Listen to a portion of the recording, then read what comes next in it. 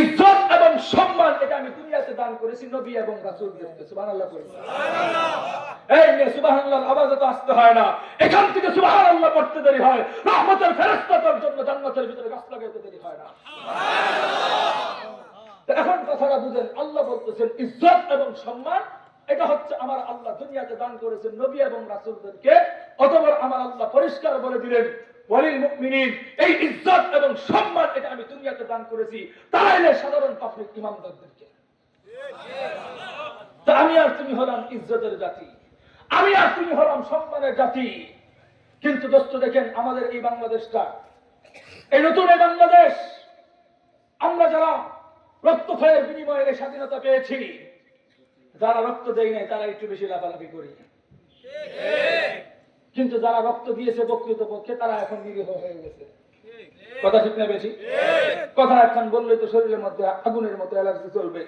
16-17 বছরে বালুর টাক সরাইতে পারি না, এরা আবার সমান মধ্যে বিরোধিতা করি। কথা ঠিক না বেশি? কেন বললাম এই কথা? বড় দুঃখ লাগে, এই ছাত্ররা যদি জীবন বাজি না রাখতো। আমি তো নিজের চোখে দেখেছি, আমার এমন একজন মা, যে মায়ের সন্তানের বয়স হচ্ছে 2 বছর, 2 বছরের একটা সন্তানকে কাঁধের মধ্যে নিয়ে দেখেছি। সে বলেছিল, যে দেশে আমার ইমাম সাহেবরা নিরাপদ নয়, যেই দেশে আমার আলেম সমাজ নিরাপদ নয়, সেই দেশে আমি মহিলা আমার বাচ্চাকে উৎসর্গ করে দিলাম। হে জালেম সম্প্রদায়, বুক পেতেছি গুলি কর। তাহলে তারা যদি আমাদের জন্য জীবন বাজি না রাখতো, আজকে ওলামায়ে কেরাম এত জোরে কথা বলতে পারতো না। তারা যদি আমাদের জন্য জীবন বাজি না রাখতো, তাহলে আজকে নির্বাচন করে শব্দকে উচ্চারণ করতে পারতো না। তবে মনে রাখবেন, আমরা সবাই কারো বিরুদ্ধে কথা বলার কোনো অধিকার আমাদের নাই। আপনারাও বলবেন না, আমরাও বলবো না। কিন্তু কথা হচ্ছে, রাষ্ট্র পরিচালনা করতে গিয়ে আমাদের পরিষ্কার বক্তব্য থাকবে। আগের বক্তব্যগুলো শোনার পরে একদল ভেবেছে আমরা মনে হয় ওদের বিরুদ্ধে কথা বলি। এখন আবার যারা আমাদের বক্তব্য শুনতেছে তারা বলতেছে আমরা নাকি তাদের বিরুদ্ধে বলি। খোদার কসম খেয়ে বলি, কোন ব্যক্তির আদর্শের সাথে আমাদের কোনো শত্রুতা নয়। আমরা এক আল্লাহর কোরআনের পক্ষে কথা বলি। কাজেই আমাদের পরিষ্কার কথা থাকবে, ৭১-এর পর থেকে ৫ আগস্ট পর্যন্ত আমার এই রাষ্ট্র বিগত বছর জিয়াউর রহমানের আদর্শ রাষ্ট্র পরিচালনা হয়েছে। ৭১-এর পর থেকে ৫ আগস্ট পর্যন্ত আমার এই সোনার বাংলা বিগত বছর বঙ্গবন্ধুর আদর্শ রাষ্ট্র পরিচালনা হয়েছে। ৭১-এর পর থেকে ৫ আগস্ট পর্যন্ত আমার এই সোনার বাংলা ইন্ডিয়া থেকে ভাড়া করা এক কবি রবীন্দ্রনাথ ঠাকুরের আদর্শ রাষ্ট্র পরিচালনা হয়েছে। কিন্তু আমরা মুসলমান, সংখ্যাগরিষ্ঠ মুসলমান, পরিষ্কার একটা দাবি চালাইতে চাই, আগামী দিনে কোন ব্যক্তির আদর্শের নামে আমার দেশের মধ্যে আর কোন খুনাখুনির রাজনীতি চলবে না। আগামী দিনের এই সোনার বাংলা, মুসলমানদের এই রাষ্ট্র, সকলকে একটা প্রতিজ্ঞাই করতে হবে, আমার এই সোনার বাংলা আগামী কোন মানুষের ব্যক্তির আদর্শ চলবে না। আগামী সোনার বাংলা পরিচালনা হবে তোমার আমার নেতা, সকল ধর্মভিত্তিক মানুষের অভিনেতা মুহাম্মদের আদর্শে রাষ্ট্র পরিচালনা হবে। মুহাম্মদের আদর্শে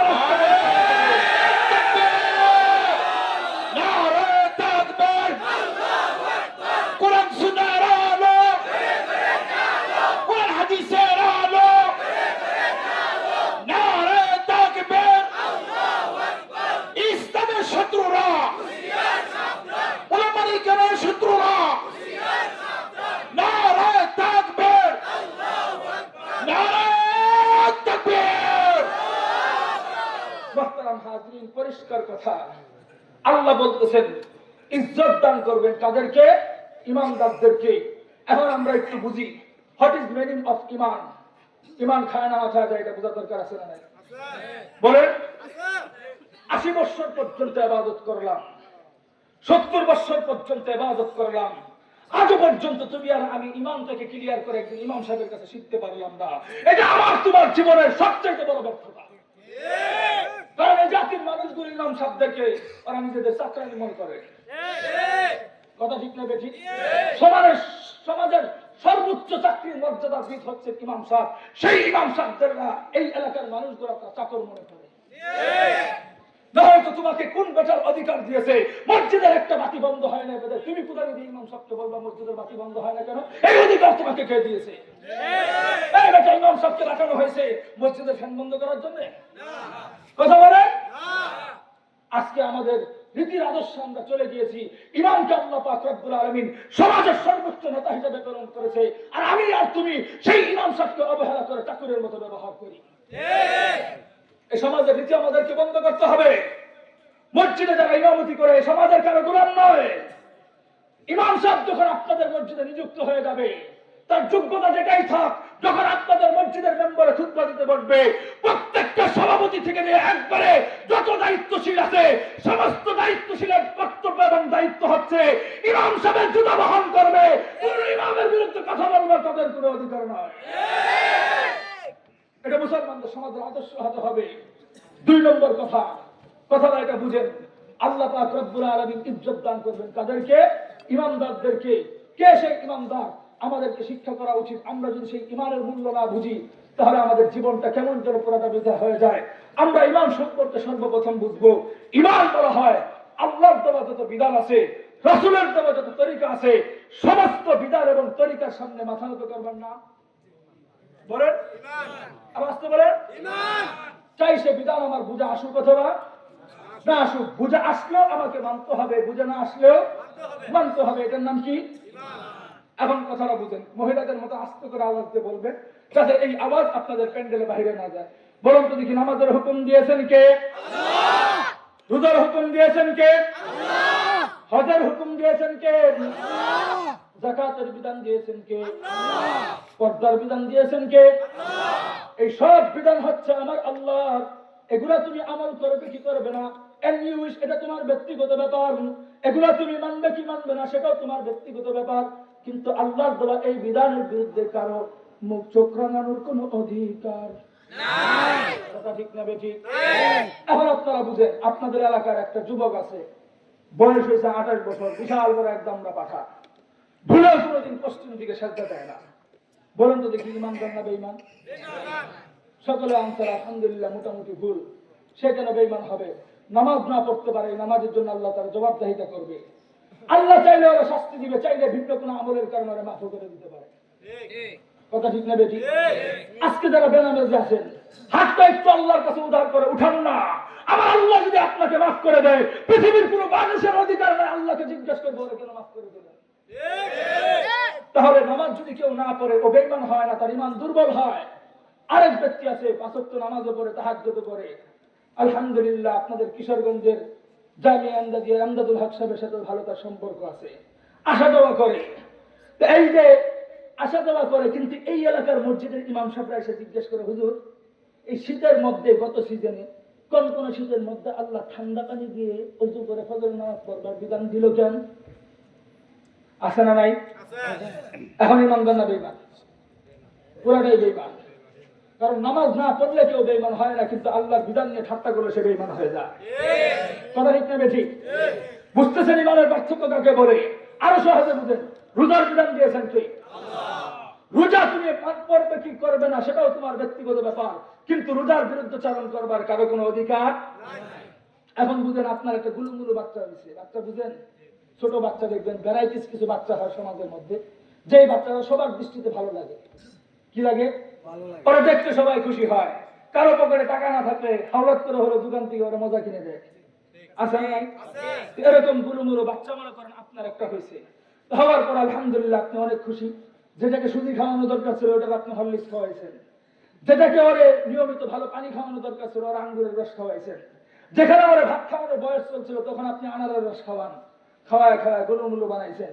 যেই বয়সে ওজন থাকবার কথা ছিল 6 কেজি, ওই বয়সে হয়েছে 26 কেজি। কয় কেজি? 26 কেজির এই বাচ্চা যখন আস্তে আস্তে বড় হয়, আপনার মহাব্বত তো বাড়ে। তা আমাদের মুসলমানের সমাজের মধ্যে এই যে রমজান গেল, মুসলমানের বয়স বলে কোনো পার্থক্য ছিল না। আমাদের প্রত্যেকটা মুসলিম ফ্যামিলির মধ্যে ছোট ছোট বাচ্চা থেকে নিয়ে সবাই রোজা রাখতো। কথা বলে? সবাই রোজা রাখছে।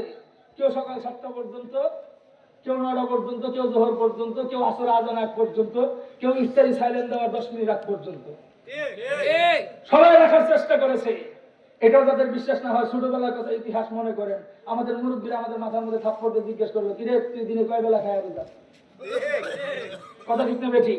তাহলে সবাই রোজা রাখতো। তা আমাদের নিয়ম এটা। কিন্তু ওই যে আপনার গুলুমুলু বাচ্চা 6 কেজির ওজনের বাচ্চাটা 26 কেজি বাজাইছেন, খুব কষ্টের জিনিস। ওরে কোনোদিন রোজা রাখার নাই।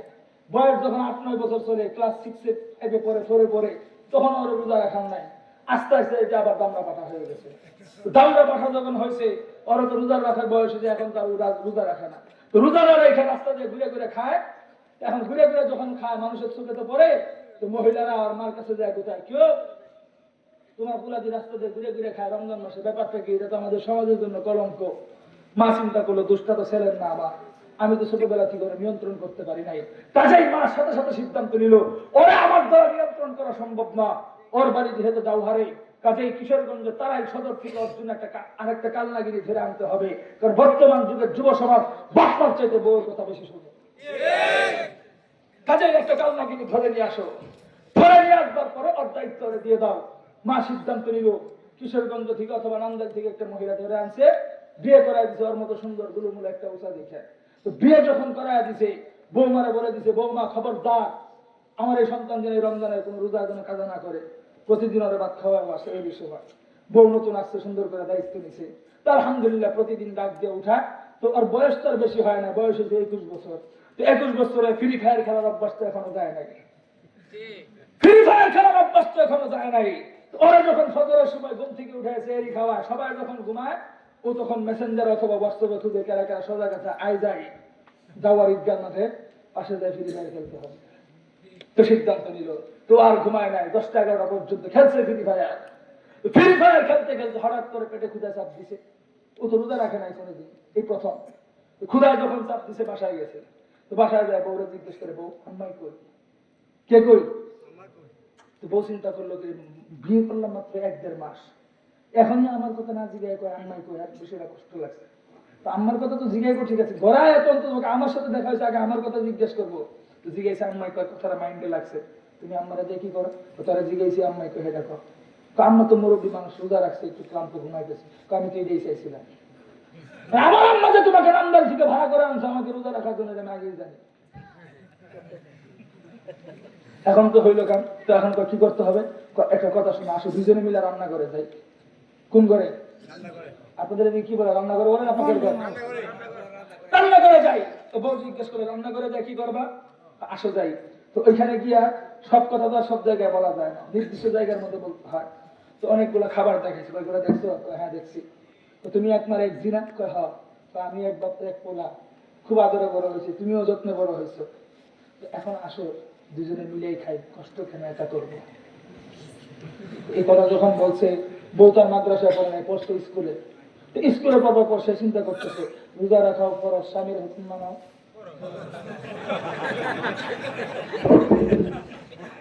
রোজা রাখা ফরজ, স্বামীর হুকুম মানাও।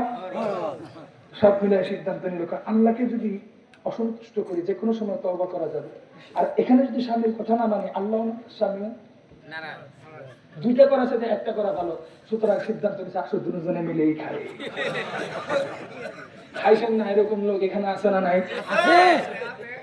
এই মেয়ে আছে না নাই? সারাদিন কাজ করছে, অটো চালাইছে, বোরাই বলছে যেটা বাদ দেখো, তুমি না রোজা? তো দেখো না গানতেছি, মহব্বতে খাই লাইছে, আছে না নাই? আমি যেহেতু খাইতেছি, বাজার করা রয়েছে, খালা কি করবা, তুমিও খাও।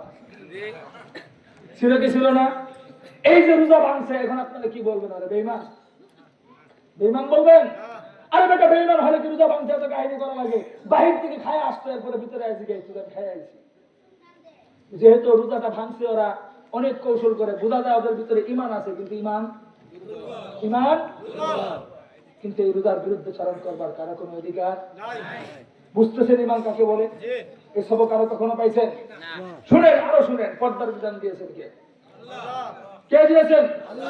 আরে বেটা, আমার কোন বোন পর্দা করবে কি করবে না, সেটা আমার বোনের ব্যক্তিগত ব্যাপার, কিন্তু এই পর্দার বিরুদ্ধে চারণ করবার কোন অধিকার নাই। বলবেন হুজুর, সব হুজুররা বয়ান করে, ধাক্কা ধাক্কি করে, পর্দা করতে হবে, না হয়তো জাহান্নামে যাবে, এই সেই। আর আপনি বলতেছেন ব্যক্তিগত ব্যাপার। হ্যাঁ, আমি এটাই বলি, ব্যক্তিগত ব্যাপার। কারণ একটা কথা মনে রাখবেন, রাস্তায় কুকুর মারে না, কুকুর মারে দেখছেন? কুকুর মারলে একটা দুর্গন্ধ বের হয় না? দুর্গন্ধটা যখন 2 দিন 3 দিন হয়ে যায়, ওইটা থাকার মতো উপক্রম কেউ হয় না। তো এই দুর্গন্ধটা কেউ না কেউ আমাদের সমাজে এই কুকুরটাকে ধরে বস্তার ভিতরে ভরে মাটিতে পুঁতে ফেলে অথবা নদীতে ফেলে দেয়, গন্ধ আর থাকে না। তবে একটা কথা মনে রাখবেন, আমাদের সমাজের মধ্যে যদি কোনো বেহায়া নারী থাকে, ওই বেহায়া নারীর শরীর থেকে যেই পরিমাণ দুর্গন্ধ বের হয়, এটা কুকুরের চাইতে ভয়াবহ দুর্গন্ধ বের হয়। কারণ কুকুরের এই দুর্গন্ধটা কোনো না কোনো একদিন শেষ হয়ে যায়, কিন্তু বেহায়া নারীর দুর্গন্ধের কারণে আমার সমাজের হাজারো ভালো ভালো চরিত্রবান যুবকদের চরিত্র নষ্ট হয়ে যায়। এখন তুমি দেখো, স্বাধীনতা নিয়ে তুমি বুরকা পরবে কি পরবে না, আমরা বুরকা পরার জন্য চাপ দিই না। যদি তোমার বাপদাদা 14 গোষ্ঠী মুসলমান হয়ে থাকে, আমি তোমাকে পায়ে ধরে অনুরোধ করবো, বুরকা পড়লে পড়বা, না পড়লে তোমার ব্যাপার, কিন্তু মুসলিম জাতি হিসেবে শালীন পোশাকতে পড়বা। কথা ঠিক না বেঠিক? তবে এই আদর্শগুলো আমরা আমাদের বাপদাদাদের কাছ থেকে, চাষিদের কাছ থেকে শিখেছি। ওনারা ওই জামানা বেশি একটা বুরকা পড়তেন না, কিন্তু আলহামদুলিল্লাহ আলহামদুলিল্লাহ বুকে হাত দিয়ে কথা বলতে পারি, আমাদের দাদি চাষিরা যারা ছিল তাদেরকেও দেখেছি ওনারা সমাজের মধ্যে এত বুরকা পরেন নাই, কিন্তু বুরকা না পড়লেও শরীরের কোন অঙ্গ কেমন এটা দূর থেকে কেউ ফলো করতে পারে না।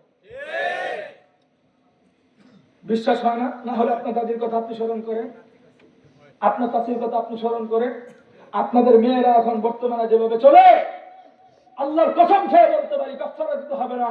আমার কোন দাদি অথবা চাচির সামনে কোন ইমাম সাহেব যদি পড়ে যাইতো, বুকের উন্না সরাবে তো দূরের কথা, ইমাম সাহেবের সামনে কোনদিন মুখ ফিরা তাকানোর অধিকার পায় না।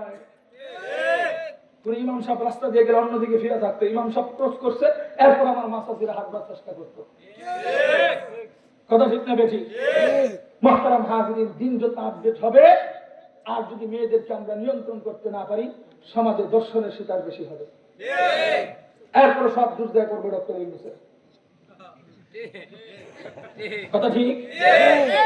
বেচারা আসছে দেশের মধ্যে কয়েকটা ঋণের বোঝা কমানোর জন্য, সব দুর্দায়ের গালে পড়ে। কথা ঠিক না বেশি? এখন কথাটা বুঝে, পর্দার এই বিধান আমার আল্লাহ দিয়েছেন, কেউ মানবে কি মানবে না সেটাও তার ব্যক্তিগত ব্যাপার।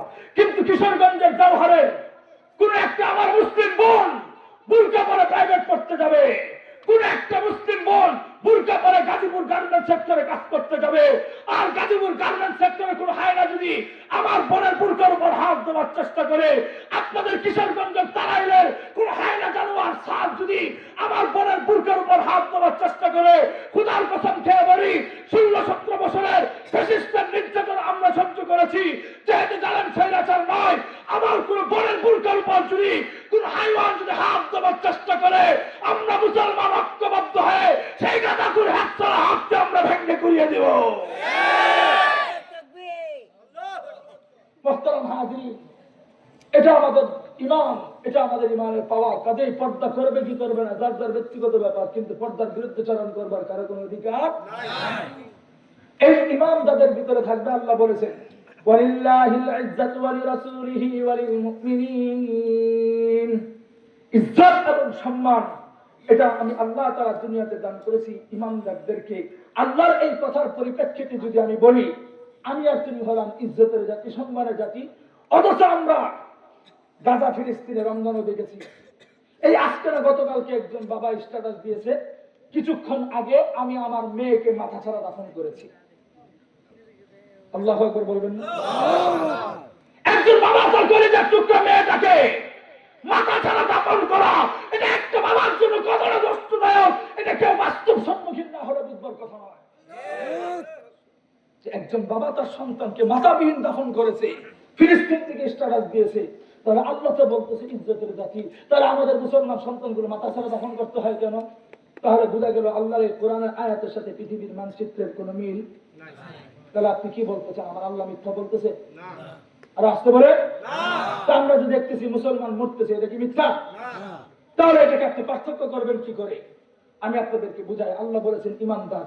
আরে বেটা, আমি আর তুমি তো সেই ইমানদার, যেই ইমানদার সারা রাত্র পর্যন্ত মোবাইলে ওয়াইফাই আর ডাটা চালু করে ইন্ডিয়ার সিরিয়ালগুলো টিভির ভিতরে বসে বসে দেখি, আর রাত্রে যখন তাহাজ্জুদ ফজর আযানের টাইম হয়, এই টাইমে আমরা টিভি মোবাইল বন্ধ করে ঘুম যাই। এদিকে আমাদের ফজরের নামাজ নাই, ফজরের নামাজ গেল 7-8টা বাজে উঠে আবার যার যার কাজে যায়, কেউ কৃষক করতে যায়, কেউ অটো চালাইতে যায়, কেউ অফিসে যায়, যার যার ধান্দায় পেটের ধান্দাইতে যান। মনে রাখবেন একটা কথা, পেটের ধান্দা যদি আপনার মূল চাহিদা হয়ে থাকে, আপনি কয় বেলা খানা খাইতে পারেন? আপনার সাথে বেশি কুকুরে খাইতে পারেন। যদি মাত্র শুধুমাত্র আপনার যদি যৌবনের চাহিদা মেটানোর জন্য যদি দুনিয়াতে এসে থাকেন, আপনি ভুল পথে হাঁটছেন। আপনি যদি শুধু সন্তানের জন্য দুনিয়াতে এসে থাকেন, এটা ভেবে থাকেন আপনি ভুল পথে হাঁটছেন। আপনার কয়টা সন্তান হয় আর একটা কুকুরের বছরে কয়টা সন্তান হয় তার হিসাব নেবেন। কথা ঠিক না বেঠিক?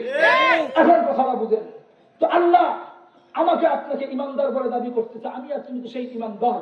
সকালে 8টা বাজে উঠে ডিউটিতে যাই, জোহর পর্যন্ত আজান পর্যন্ত আমরা ডিউটি পালন করি। কেন? পেটের তাকিদা, সন্তানের তাকিদা, ফ্যামিলির তাকিদা, তাই তো? সমাজের পরিবেশ বাঁচানোর জন্য একটা আজান পর্যন্ত ডিউটি করি। আলহামদুলিল্লাহ, এটা কিভাবে বলবো? লজ্জায় বলবো আলহামদুলিল্লাহ নাকি দুঃখে বলবো সেটাও বুঝতে পারতেছি না। কারণ কি, ওই আগে একটা দল ছিল ফেসিস্ট, ওরা কেউ মারা গেলে মানুষ লিখতো আলহামদুলিল্লাহ। কি লিখতো? নতুন করে আরেকটা দল বেরোচ্ছে, এখন এরা কিছু করলো আলহামদুলিল্লাহ।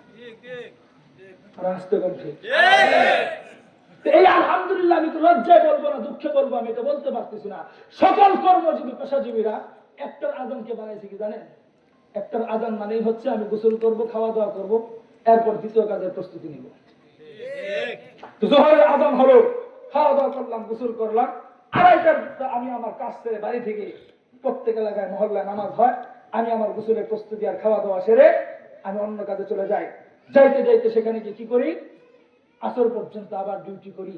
আমি আর তুমি তো সেই মুসলমান, যেই মুসলমান আসর পর্যন্ত ডিউটি করার পর আসর আজান দিতে দেরি হয়, ডিউটি শেষ, অটো চালানো শেষ, সেন্ডি চালানো শেষ, চাকরিও শেষ। আসর আজান দেওয়ার সাথে সাথে বাড়িতেও যায় না, এই মুসলমানের বাচ্চাগুলো খেলার মাঠে যায়।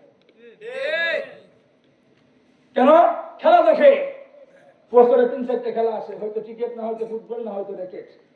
3টে খেলার কোনো কোনো একটা খেলার মধ্যে সে অংশগ্রহণ করে। অংশগ্রহণ করবার পর মাগরিবের আজান পর্যন্ত খেলা দেখে। কত সুন্দর! তো খেলা যখন দেখছে ভালো কথা, তো 2-1 জন মুরব্বী মাগরিবের আজান দিলে মসজিদে যায়, আর বাকি সবাই দেখবেন আস্তে আস্তে একটা সিগারেটের আগুন ধরায় হাঁটতে হাঁটতে শ্বাস চলে যায়। কোথায়? ফজর নাই, জোহর নাই, আসর নাই, মাগরিবও। মাগরিবের সময় শ্বাস চলে বসে বসে কি আলাপ করে জানেন? তখন তার টিভি চলে না, কারণ নামাজের টাইম। একজন আরেকজন মুরব্বীর সাথে আলোচনা করে, কিরে এটা কি জাওয়ার ঈদগাহ মাঠ? এই জায়গার নাম কি? জাওয়ার। তো জিজ্ঞেস করতে, কিরে জাওয়ারের কেন্দ্রীয় মসজিদের ইমাম সাহেব কি জোহরের নামাজ ঠিকভাবে পড়াইছে? মাগরিবের সময় কি আলোচনা করে? একটা বসে বসে আলোচনা করে যে ইমাম সাহেব জোহরের নামাজ ঠিকভাবে পড়াইছে কিনা। আছে না নাই? অথচ সারাদিন তারা করতো নামাজ নাই। গেল মাগরিব, এরপরে দেখবেন এশার পর্যন্ত তারা টিভি দেখে। মাশাআল্লাহ, দোকানে, ওই টিভিটা দোকানে দেখে এশারের সময়।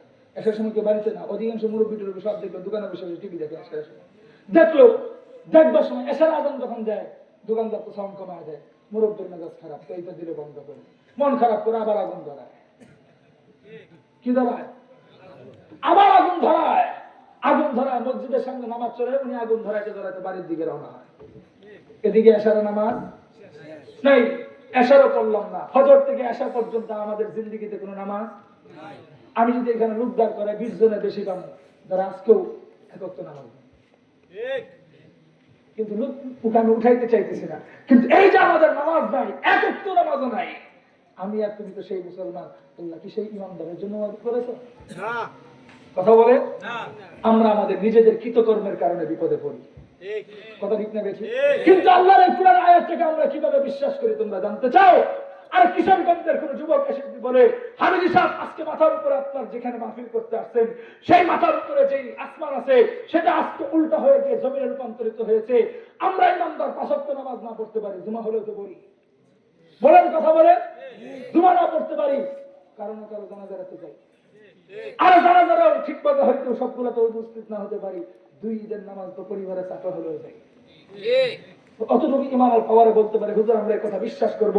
আবার যদি কেউ এসে বলে, হুজুর আপনার যেখানে মাহফিল করতেছে, মাহফিলের প্যান্ডেলের নিচে যে জমিন আছে সেটা আজকে উল্টে গিয়ে আসমানে রূপান্তরিত হয়েছে, আমরা সেটাও বিশ্বাস করবো আমাদের দুর্বল ইমান দ্বারা।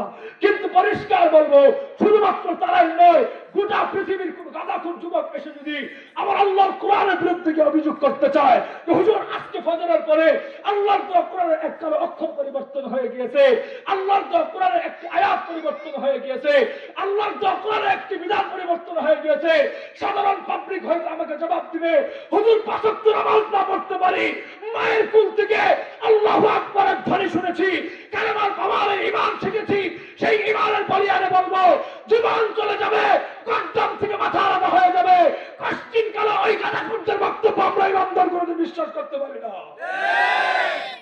এটা আমাদের ঈমান। ঈমান, আমার আল্লাহর কোরআনের প্রতি বিশ্বাস।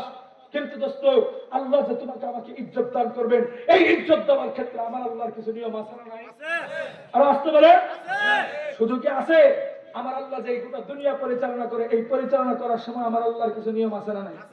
দেখেন আমার আল্লাহ কোরআনের মধ্যে চমৎকার ভাষায় বলতেছেন, قل أرأيتم إن جعل الله عليكم الليل سرمدا إلى يوم القيامة من إله غير الله من إله غير الله يأتيكم بضياء أفلا تسمعون।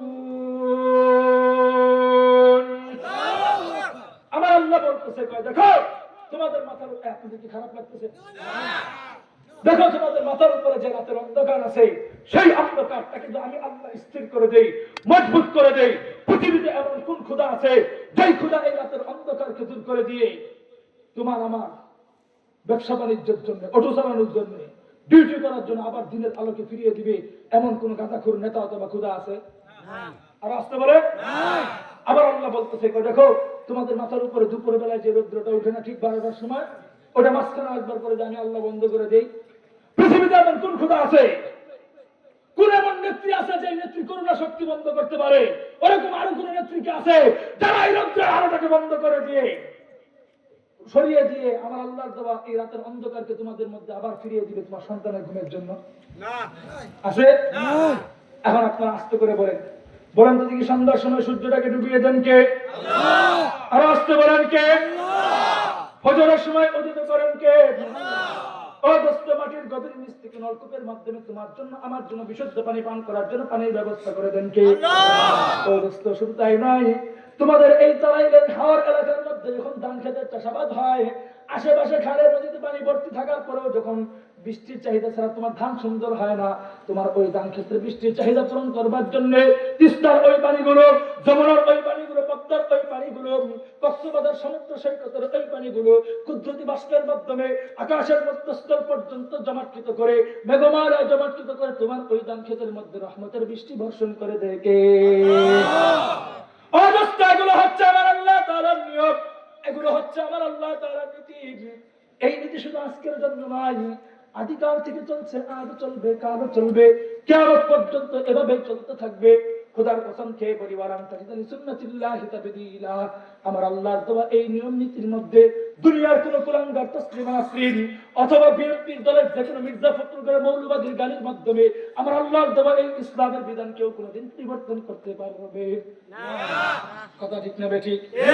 এগুলো হচ্ছে আমার আল্লাহ তাআলার দেওয়া নিয়ম। কিন্তু দোস্ত বুঝেন, আল্লাহ তাআলার যেহেতু নিয়ম আছে, আল্লাহ যে তোমাকে আমাকে ইজ্জত দিবেন, এটা দেওয়ার ক্ষেত্রে আমার আল্লাহর কিছু নিয়ম আছে না নাই? আমার আল্লাহ কোরআনের মধ্যে স্পষ্ট ভাষায় বলতেছেন, কুতিলা আসহাবুল উখদুদিন নারি যাতিল ওয়াকুদি ইদহুম আলাইহা কুউদ। আরবের পার্শ্ববর্তী একটা এলাকায় আমার নাম শুনছেন? যেমন শুনছেন? দুঃখ লাগে, মুসলমানরা এমন সুন্দর কথা নয়, কারণ আমরা নামে মুসলমান, বংশীয় মুসলমান, কথা ঠিক, কিন্তু আমাদের প্রত্যেকটা মুসলমানের রক্তের সাথে আমেরিকা এবং চায়নার ব্লাডের সম্পর্ক। কথা বলে? যদি তাই না হতো তাহলে মুসলমানদের রমজানের ঈদের মধ্যে মুসলমানের বাচ্চা মেয়েরা প্যান্ট শার্ট পরে মেলার মধ্যে উদযাপন করার কোন অধিকার পেত না। যেহেতু আমার মেয়ে, আমার বোন গেঞ্জি পরে রাস্তায় বের হয়েছে, বুঝা যায় মুসলমান হতে পারে, কিন্তু রক্তের ব্লাড কোথায়? কথা ঠিক? এত সুন্দর করে আর কিছু বুঝাইতে হবে? এখন বুঝেন, কথাটা পরিষ্কার বুঝেন। এজন্য আমরা ইয়ামান চিনি না, আমরা চিনি ওয়াশিংটন। কথা ঠিক নেবে ঠিক? আমরা চিনি তো ওই সমস্ত এলাকা যেখানে বড় বড় ডলার পাওয়া যায়। এখন কথাটা বুঝেন, তো ওই ইয়ামান এলাকার একজন বাদশা ছিল, আমি কথা সংক্ষিপ্ত করতেছি। বাদশা ছিল, এই বাদশা নিজেকে নিজে খোদা দাবি করত। নাউজুবিল্লাহ, যারা না কইছেন বাড়িতে যায় কইবেন। খোদা দাবি করতো, ভালো কথা। হঠাৎ করে তিনি একদিন তার হাতের দিকে তাকায় দেখে শরীরের পশমগুলো সাদা হয়ে যাচ্ছে, মাথার চুলগুলো শুভ্রতায় ছেয়ে পড়ছে। বেচারা টেনশন করে গেছে, কিরে আমি তো আস্তে আস্তে বয়োবৃদ্ধ হয়ে যাচ্ছি, 2 দিন পরে যদি এই পাবলিক গুলো যদি আমাকে মিনহা খালাকনাকুম ওয়া ফিহা নুঈদুকুম ওয়া মিনহা নুখরিজুকুম তারাতান উখরা চিৎ ফাটাং করে দেয়, অর্থাৎ কবরস্থানে নিয়ে যায়, তাহলে আমি কি করব? কত বড় খোদা চিন্তা করছেন, চেয়ারে বসে ভাবতেছে মারা যাবে। খোদা কত বড় চিন্তা করছেন, ও বসে বসে ভাবতেছে ও মারা যাবে। এবার চিন্তা করেন, ও যখন এই ভাবনাটা চিন্তা করতেছে, এখন টেনশন করলো নিশ্চিত আমার এই গদিতে আরেকজন বসাইতে হবে। এটা কিভাবে বসাবে? কোন বাদশা কিন্তু নিজের পরামর্শ চলে না, বাদশাদের মন্ত্রী পরিষদ আছে না নাই? সমস্ত মন্ত্রী পরিষদ গুলাকে তলব করলো, জরুরি তলব, 4 তারিখের আগস্টে গণভবনে চলে আসে। কোথায়? গণভবনে যখন ডাকছে, দেখবেন সব মন্ত্রীদের কথা কিন্তু প্রধানমন্ত্রী নেয়, একজন নির্দিষ্ট মানুষ থাকে, কি থাকে? কারণ সব মন্ত্রীদের পরামর্শ নিলে বাংলাদেশে কোনোদিন 5 আগস্ট হতো না। এখন চিকন বুদ্ধি দেওয়ালা প্রত্যেকজন একটা করে লোক থাকে। ওই বাদশার চিকন বুদ্ধি দেওয়ার জন্য একজন লোক ছিল জন্মান্ধ। কি অন্ধ? খেয়াল করেন, কি অন্ধ? কথাটা মনে রেখেন, জন্মান্ধ ব্যক্তি বাদশার কাছের লোক ছিল। তো উনি যেমন চিকন চিকন বুদ্ধি দিত, ওনার কথা বাদশা বিশ্বাস করত। তো আমাদের বিগত সরকার আমলের সময় একজন মানুষ ছিলেন চিকন বুদ্ধি, যার বাড়ি ছিল নোয়াখালীতে, আমি নাম বলতে বলি নাই। তো এই লোকটা চিকন চিকন বুদ্ধি, কেমন বুদ্ধি জানেন? স্টেজ মূর্তি নেতা কর্মীদের আগমন, সামনে কোনো শ্রোতা নাই, চিৎকার করে বলতো স্মার্ট বাংলাদেশ, বলতে দেরি হতো, স্টেজ ভাঙতে দেরি হতো। তো তিনি চিকন চিকন বুদ্ধি দিতেন যে করোনার চাইতে মহাশক্তিশালী হচ্ছেন আমাদের নেত্রী। এই যে কথাগুলো বলতেন চিকন চিকন বুদ্ধি, তো উনিও চিকন বুদ্ধি দিয়েছে, তুমি যদি তোমার ক্ষমতার মসনদ টিকায় রাখতে চাও, তাহলে তোমার এলাকা থেকে ছোট্ট একটা বালকের ব্যবস্থা করবে, যেই বালকের মেধা থাকবে একবারে ক্লিয়ার, কোনো কিছু সবক দেওয়ার আগে মুখস্থ করে ফেলে, ইশারা দেওয়ার আগে বুঝে ফেলে, এরকম ছোট্ট একটা বালককে তোমার কাছে এনে প্রাইভেট পড়াবা। কি প্রাইভেট পড়াবা? যত কুফুরি তন্ত্র মন্ত্র আছে, জ্যোতিষী বিদ্যা আছে, সব শিক্ষা দিবা। প্রাইভেট পড়ানো শেষ, পরে কানে কানে একটা কথা বলে দিবা, কি? পৃথিবীতে আল্লাহ বলতে কেউ নাই, আমি তোর খোদা। তো ওই শিক্ষাটা আবার ওই আমাদের দেশে হয়তো চিকন চিকন বুদ্ধি দেওয়া লোক ছিল, ওরাও সেই দেশে বীজ ঢুকাই দিয়েছে। কি ঢুকাইছে? হুজুররা ফজরের পরে ইমাম সাহেব যতই চিল্লা চিল্লি করো, তোরা ঘুম যাবি, আরো আধা ঘন্টা পরে উঠে তোরা ব্রাকে যাবি, কিন্তু মক্তবে যাবি না। কেন? ব্রাকে গেলে কি হবে? সকালবেলা ওখানে যাবে, প্রতিদিন এই কুচি কুচি বাচ্চাগুলোকে শিক্ষা দেয়। এখন তো মুসলমানের রাষ্ট্র, নাস্তিকবাদ শিক্ষা দিতে পারবে না, কারণ বাপে যতই নামাজ না পড়ো, উল্টা উল্টা শিক্ষা দিলে জুতা দেবে যাবে, শিক্ষক যেই হোক। এই জন্য ডরে বাচ্চাদেরকে নাস্তিকবাদ শিক্ষা দেয় না, এমন একটা শিক্ষা দেয় যেটা ধর্মীয়তা নাই, নাস্তিকবাদে নাই। কি শিক্ষা জানেন? হাট্টিমা টিম টিম ঘোড়ার টিম, যার কোনো ইতিহাস নেই। কথা বলে? এই শিক্ষা যখন দেয়, তো ওরা তো আবার শেষে বলে দিছিল যে আল্লাহ বলতে কেউ নাই। এই কথাটা তো সরাসরি আমাদের মুসলমানদের বাচ্চাদেরকে কেউ বলার অধিকার পাবে না। এই জন্য কানে কানে বলে, তুই কিন্তু মানুষ থেকে, আদম থেকে সৃষ্টি না, বানর থেকে সৃষ্টি। ডাইরেক্ট বলে নাই, ঘুরায় বলছে। ট্যাবলেট একটা হচ্ছে নাপা, আর একটা কি প্যারাসিটামল, কার্যক্রম কি একই। তো উনি বলতেছে পৃথিবীতে আল্লাহ বলতে কেউ নাই, আর আমাদের বাংলাদেশের বাচ্চাদেরকে শিখিয়ে দিতেছে তুই কিন্তু আদম থেকে সৃষ্টি না। কোত্থেকে? যারা বানর থেকে সৃষ্টি বলে, ওদের ডিএনএ টেস্ট করা দরকার। আসতে বলেন, কারণ বানরের জাত নিজের জাতের বংশধারিত্বের মর্যাদা বর্ষণ করতে পারে। আমরা মুসলমানের জাত, এই জন্য আমরা মুসলমানদের বংশের কথা বলি। যারা প্রকৃতপক্ষে জানোয়ারের বংশ, বানরের বংশ, তারাই মুসলমানের বাচ্চাদেরকে আবার বানরের বংশ পরিচয় দেয়। কথা ঠিক না বেঠিক? এই কথাগুলা শিক্ষা দিচ্ছে যে পৃথিবীতে আল্লাহ বলতে কেউ নাই। এগুলো শিখে আসা যাওয়ার পথে ছোট্ট বালক হঠাৎ করে দেখে যে রাস্তার মাঝখানে বিশাল বড় একটা গির্জা দেখা যায়। এখন যেমন মসজিদ আছে, আগে তোর মসজিদ ছিল না, ছিল হচ্ছে গির্জা। এখানে মানুষ ধর্মীয় গুরুরা ধর্মীয় জ্ঞান শিক্ষা করতো। ছোট্ট বালক কয়, কিরে এখানে আবার কি এসে মোল্লারা কি পড়ায়? মোল্লারা বলতে এই যুগে যাদেরকে জঙ্গি বলা হয়, এই জঙ্গিরা এখানে আবার কি করে? ছোট্ট বালক ভিতরে গেল, যাওয়ার পর সেখানে গিয়ে দেখে যে একজন আসমানি কিতাব ওরা তাওরাতের কিতাবের অনুসারে আলেম ইহুদি পণ্ডিত মানুষদের শিক্ষা দিচ্ছেন পৃথিবীতে মানুষরূপী মানুষ কোনোদিন মানুষের খোদা হতে পারে না। আর আসতে পারেন আমাদের একমাত্র রবকে, আর আসতে পারেন কে? যেই জবান আল্লাহ আল্লাহ বলতেছে, সেই জবান তৈরি করে দিয়েছেন কে? যে পা দিয়ে হাঁটে হাঁটে আজকের মাহফিলের সৌন্দর্য উপভোগ করার জন্য আপনি এসেছেন, সেই পা তৈরি করে দিয়েছেন কে? যেই 2 হাত দিয়ে আপনি আপনার রিজিকের কর্মশালা পরিচালনা করেন, সেই হাত তৈরি করে দিয়েছেন কে? নাকি আপনার বাবা? আপনার বাবা আপনাকে শুধুমাত্র প্রসেসিং করে জন্ম দিতে পেরেছে, আপনার শরীরে বাঁকা একটা পশম তৈরি করার আপনার বাবার কোনো যোগ্যতা নাই। কথা ঠিক নেবে ঠিক? তো এই কথাটা যদি আপনি মানতে পারেন, ও মুসলমান, তোমার সামনে কোরআন হাদিসের প্রয়োজন নয়, তুমি তোমার নিজের যুক্তির মাধ্যমে বুঝবার চেষ্টা করবা। আমার এই দেহের মধ্যে যেহেতু আমার জন্মদাতা বাবার কোনো অধিকার নাই, আমি সেই মুসলমান বাবাকে তো কোনোদিন শ্রদ্ধা করি না। তাহলে কোন যুক্তিতে এক আল্লাহকে মাইনাস করে আমি আর তুমি ফরিদপুরে আর চন্দ্রপুরের বাজারে শ্রদ্ধা করতে যাই? এটা কোশ্চেন করাও সম্ভব নয়। আমি যেহেতু আমার বাবার পায়ের রক্ত কোনোদিন সাধ্য করি নাই, আজকে থেকে ওয়াদা করব আমি মুসলমান, আমার এই দেহ পুরোটা আল্লাহ পরিচালনা করে, এক আল্লাহকে মাইনাস করে দুনিয়ার কোন ভণ্ড বাবা ফুরফুরি চন্দ্র বাবার মাজারে গিয়ে সাধ্য করবো না। কথা ঠিক না বেশি? এটার জন্য কোরআন হাদিসের প্রয়োজন না, যুক্তি বুঝলে আপনি বুঝে যাবেন যেই বাবা আপনাকে জন্ম দিয়েছে তারাই তো কোনোদিন আপনি সাজা করেন। কথা ঠিক না বেশি? এখন কথাটা বুঝেন। ছোট্ট বালক বলতেছে কথা তো সত্য, তাহলে আমি আবার এই বন্ধ খুদাকে খুদা মানতে যাবো কেন? এ আর মানবে না, না মানবার কারণে তো সে বলতেছে আমি এক আল্লাহকে বিশ্বাস করলাম, কালিমাতু লা ইলাহা ইল্লাল্লাহ। আর আসতে বলে কালেমা লা ইলাহা ইল্লাল্লাহ জুড়ে বলাইতে হয় মিয়া। এখানে যদি আজকে আর্জেন্টিনা ব্রাজিলে খেলা দিত পর্দার মধ্যে, আমি আর আমি তো যাইতাম না। অন্য এলাকার মানুষ নেই, রাত্রে 2:30-3টার সময় আর্জেন্টিনা ব্রাজিলে খেলা হলে এই ফুটবলের বল গোলের ভিতরে ঢুকবার সময় তোমাদের গলা দিয়ে আতশবাজি সেটা ভয়ঙ্কর আওয়াজ হয়। অথচ মাহফিলে পেট্রোল আসলে কালেমার আওয়াজ হয় না, বোঝা যায় না ইমানের কিছু দুর্বলতা আছে না নাই। অথচ তোমার নবী তোমার ব্যাপারে পরিষ্কার ঘোষণা করে দিয়েছেন, মান ক্বালা লা ইলাহা ইল্লাল্লাহ ফাদখালাল জান্নাহ।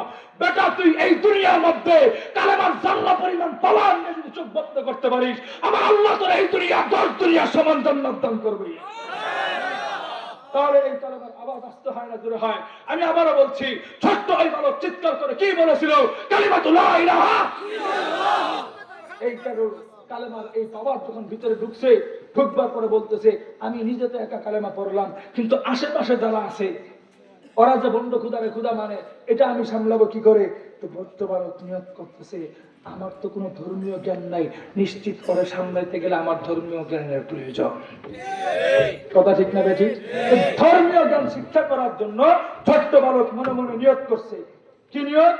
প্রতিদিন বাদশার কাছে যাওয়ার আগে এই ধর্মগুরুর কাছ থেকে ধর্মীয় জ্ঞান শিখবা। আওয়াজ করে বলেন আল্লাহু আকবার। এখন আপনাদেরকে বলি, বলেন তো দেখি হুজুরদের কাছ থেকে মানুষ ধর্মীয় জ্ঞান শিখলে তাদের ইমানের পাওয়ার বাড়ে না কমে? বাড়ে না কমে? উদাহরণ কি দিব? উদাহরণ দিলে বাস আবার আমাদের উপর দিয়ে যাবে, চাইলে যাক সমস্যা নাই। এখন বাসের দাম কম আছে, কারণ আগে বাসের দাম বেশি ছিল, রোডের ভেতরে বাস ব্যবহার হতো। এখন বাস গেলে যাক কোনো সমস্যা নাই। কিন্তু কথাটা বুঝেন, এই যে আমাদের এলাকায় মসজিদ আছে না নাই? বৎসরে মাস হয় কয়টা? 12টা। খেয়াল করবেন আপনাদের কিশোরগঞ্জে তারা এলে ইমাম পরিবর্তন হয় 13টা। আসতে বলেন 13টা ইমাম পরিবর্তন হয়। ইমাম পরিবর্তন হওয়ার পর নতুন ইমাম সাহেব যখন আসে, খেয়াল করবেন আমাদের এলাকার কুচি কুচি বাচ্চারা, এমনকি 22 থেকে 23-25 বছরের যুবক পর্যন্ত ইমাম সাহেবের রুমে গিয়ে 2-1 সপ্তাহ পর্যন্ত সময় দেয়। দেয় কি দেয় না? খেয়াল করবেন আপনার ছেলে আমার, আপনার নাতি আমার ভাই, এরাই তো সময় দেয়। দেয় কি বলে জানেন? হুজুর আগের হুজুরের কাছ থেকে কালেমা অর্ধেক শিখছিলাম, ভুলে গেছি, আবার একটু শিখে যান। আগের হুজুরের কাছে কুল হুয়াল্লাহু আহাদ শিখছিলাম, দেখেন তো ঠিক আছে কিনা। সূরা ফাতিহা শিখছিলাম, দেখেন তো ঠিক আছে কিনা। সবাই গিয়ে হুজুরকে ধরে ধরে ধরে হুজুরকে বলে, হুজুর আপনার কাছে আমরা আসি কয়েকদিন এই জন্য যে আপনাকে সারা এলাকা পরিচয় করায় দিতে হবে, আপনি তো সব বাড়িঘর চিনবেন না, আপনাকে আমরা বাড়িঘর দেখায় দিব। হুজুর যখন আসে শনিবার দিন বা রবিবার দিন আসছে, আসবার পরে বলতেছে হুজুর আজকে সভাপতি সাহেবের বাসায় খাবার। সভাপতি সাহেব বুজুর্গ মানুষ, তাবলীগ করেন, ওনার 2টা সন্তান, একটা মেয়ে আর একটা হচ্ছে ছেলে। ছেলেটা পরে হচ্ছে জামিয়া ইমদাদিয়ায়, আর মেয়েটা মনে করেন আপনাদের কারিমিয়া কিশোরগঞ্জ মাদ্রাসায় মহিলা মাদ্রাসায় পড়াশোনা করে। পড়াশোনা যেহেতু করে, এই তাবলীগের নিয়ত হচ্ছে ইমাম যখন নতুন আসবে আমার বাড়িতে বাটিতে খাবার যাবে না, আমার বাড়িতে যতদিন খানা খাবে ইমাম সাহেব মেহমান হিসেবে খানা খাবে, ওনাকে আমি যথেষ্ট পরিমাণ রেসপন্স করে আমার যতটুকু সমর্থ আছে সমর্থ অনুযায়ী ওনাকে সম্মান করে ওনাকে 3 বেলা আমার বাসায় খাওয়াবো। হুজুর 3 বেলা খাবে, সপ্তাহে 1 দিন বা মাসে 1 দিনে তো খাবে। হুজুর আমার বাসায় খেয়ে আমাদের সন্তানের জন্য দোয়া করবে। এটা হচ্ছে সভাপতির চাহিদা। ঠিক আছে, হুজুর ওনার বাসায় কোনোদিন বাকি যাইতে দেয় না, কারণ উনি এটা কষ্ট পায়। এরপর দ্বিতীয় দিন আসছে রবিবার, আরেকজন এসে বলতেছে হুজুর আজকে কেশিয়ার সাহেবের বাসায় খাবার। হুজুর কষ্ট করে আপনি যদি বাটিটা না নিয়ে যেতেন খুশি হইতাম, কোন ছোট্ট একটা বাচ্চাদের পাঠায় দিয়ে, কারণ ওনারা আপনাদেরকে বেশি একটা ভালোবাসে না। হুজুর খুব আফসোসের মনের সাথে জিজ্ঞেস করলো কি এমন অপরাধ করেছে আমি, আসলাম তো মাত্র, আমাকে ভালোবাসবে না কেন? চমৎকার ভাষার ছোট্ট বাচ্চাগুলো জবাব দিল, হুজুর আপনাকে যে ভালোবাসে না বিষয়টা এরকম নয়, ওরা গোটা পৃথিবীর কোনো আলেমদেরকে ভালোবাসে না, কারণ এই ব্যক্তিরা এনজিওর সাথে জড়িত। কিসের সাথে জড়িত? কারণ গোটা পৃথিবীর কোন আলেম এনজিওর পক্ষে কোনোদিন বয়ান করবে না। সে ডক্টর ইউনূস হোক আর যেই হোক, বক্তব্যের জায়গায় ঠিক থাকবে, কারো পক্ষে কথা বলবে না। তাহলে সেই যেহেতু বলেছে, কাজেই ওনারা সারাদিন ঘুরে ঘুরে মহিলাদের সাথে কিস্তি উঠায়, মতার মেজাজটা ভালো থাকে না, ওনার বউ পুরুষদের সাথে ঘুরে ঘুরে কিস্তি উঠায়।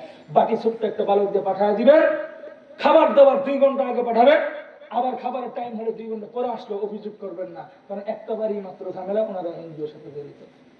বলে দিল হুজুর চুপ করে বসে রয়েছে, ঠিক আছে হুজুর রবিবারটা কাটান, এরপর আমরা বৃহস্পতিবার পর্যন্ত সব ক্লিয়ার করে দিচ্ছি। বৃহস্পতিবার আসতে না আসতেই সমস্ত কমিটির ইমাম সাহেব ডাকছে এশার নামাজের সময়, হুজুর জরুরি মিটিং। হুজুর তো টেনশনে পড়ে গেল, কিরে আসলাম মাত্র 1 সপ্তাহ হলো, এখনো পর্যন্ত আমার বেতন নির্ধারণ করা হয় নাই, ওরা আমাকে জরুরি মিটিং বলে ডাকলো কেন? এখন চিন্তা করতে, আমি যদি না বসি নতুন ইমাম সাহেব চাকরিও থাকবো না, এই ভয়ে বসে। কিন্তু বেচারা ইমাম সাহেব খানা খায় নাই, সবাই কিন্তু খানা খায়া মসজিদে আসছে, ইমাম সাহেবের ব্যাপারে খবর নাই।